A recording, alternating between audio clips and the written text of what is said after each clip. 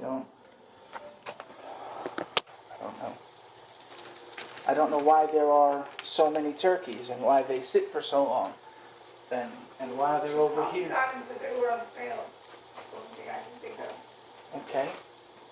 No, maybe whatever, but still, there's. Probably Thanksgiving or a holiday, depends. But it's. They sit in there for, well, there's 2 turkeys. So at Thanksgiving, we only have 1. There's always multiple, and they're always in there for years and years and years at a time, and it's always like our fridge that has her turkeys, So, but the point of the matter is that she'll use our place for storage for her stuff, and then when something goes wrong, we'll get blamed for it. Instead of it being a,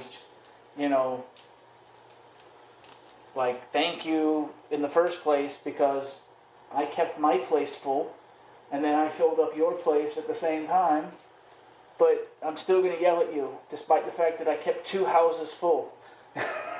You know what I mean? She does say thank you, So I've never heard it. I've never heard those words. Usually you're not here or you're in the group, so. It's never said it to me since I've been 14 years old. So in 30 years, she's never said it to me. Maybe she said it to you, but she never said it to me.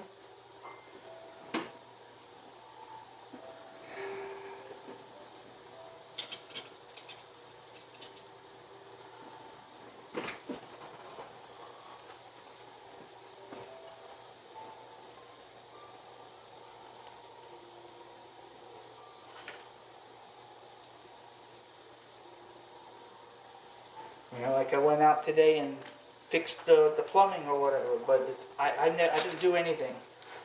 I told you thank you when you came in, but I don't know if you didn't answer. No, but if you and Kelly, if she comes over here and has an argument, and she says, Karen, did he do it? You'll say, no, he didn't, because you don't want to contradict her. You won't say, yes, he did. I've said that you've done stuff. Not when she's here. Only when she's not here. I've said it when she's here too. Right. And of course she doesn't believe anything I tell her, so. You don't do it when she's here. She's asked you before, and when Gramps is here, 3 of us been talking, she'll say, Karen, did he go and do this or whatever? Now don't lie to me, whatever. And then she pressures you, and then you go, no. And it's like it just happened 3 days ago, and you either conveniently forget or you get intimidated. I don't know which is the two, because I do know you have a bad memory, but it's like, come on, it can't be that bad. Oh shit.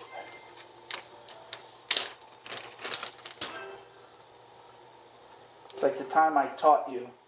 We both went out there and I showed you how to do it, and then she asked about whether or not it happened, and you said no.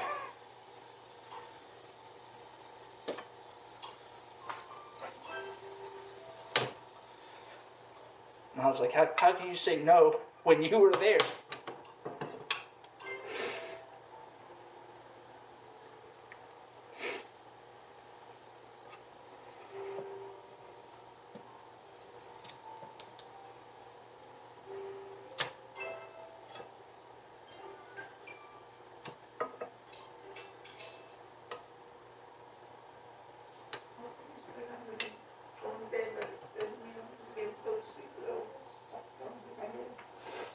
So do all this research to try to find the cheapest way.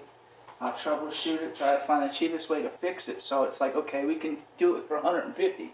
And then she'll come over and be like, you know what? Fuck that. Fuck what you did. We're gonna buy a fridge. We're gonna spend $1,500 on a fridge or whatever it is. And then she'll complain about it was so expensive and we had to spend all this money on a fridge when it wasn't necessary. It could have been repaired. Like the microwave. I mean, I get microwaves are cheap, whatever. But like the we didn't need a washer and a dryer. Like, remember just the dryer was broken. The washer wasn't broken. But when the dryer broke, what happened? both got replaced. The washer she did act up later on, because it wasn't cleaning all the water out. So remember I said it was the control board? It was a control board on the dryer. And that control board was like $100 or something like that. So once again, a handyman could have came over, it would have been fixed for about $200. I don't know what was spent on both the washer and the dryer, you know, whatever it was. But the point of the matter is that, once again, it didn't, probably would have been, got out of it cheaper than replacing both.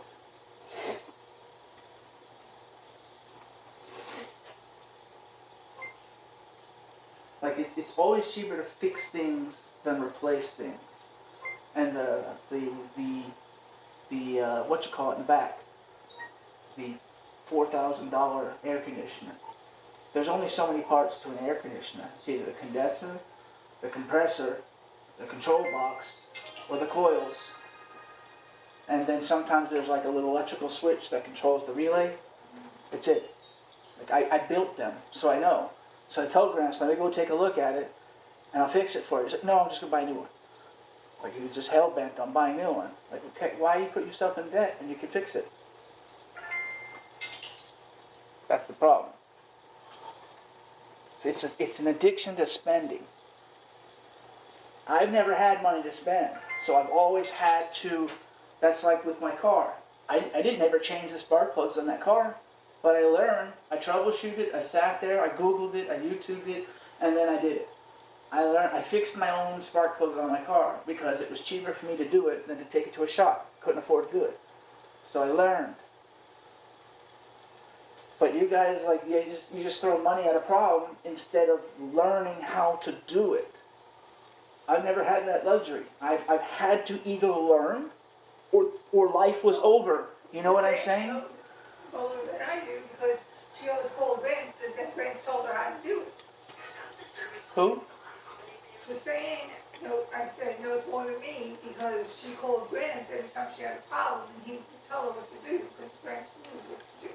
Mm-hmm. But you still, you had the resource right there. You could have asked him and said, show me whatever, you know. Well, he showed me. He showed you how to do a few things. I know, I seen him. He tried. But you gotta follow up, you know. You have YouTube here. You gotta stop watching cook videos all the time, you know. One day it becomes necessary. There's always a time. It's always not today, I know, until then the day comes and then it's too late. All of a sudden everybody's scrambling on Google, like looking for an answer, and it's like, well, if you haven't used Google for the past year or two, it's too late to look at Google now. Because now you're not good at it. You have to use it every day and, you know, develop that talent.